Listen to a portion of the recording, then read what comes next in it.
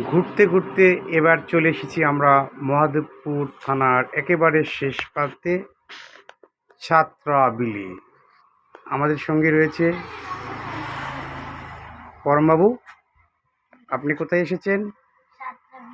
ও আচ্ছা, বিল দেখতে এসেছেন। ও আচ্ছা আচ্ছা, বিলটা কেমন লাগতেছে? ভালো। বিল আমরা আজকে অনেক জায়গা ঘুরতেছি। ওকে ওকে।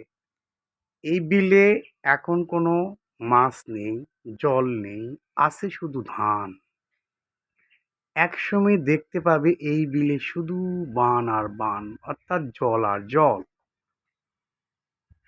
মনে হবে আমরা সমুদ্রের মাঝে বসে আছি। আমাদের সঙ্গে নানা প্রজাতির পাখি, গান। পরমবাবু, ছাত্রাবিল তোমাকে কেমন লাগতেছে?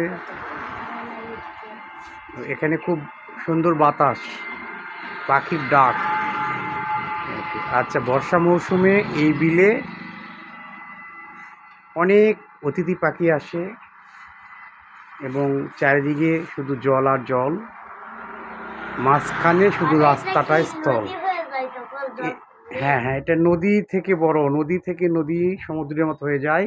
চারিদিকে শুধু জল ছাড়া আর কিছু দেখা যায় না।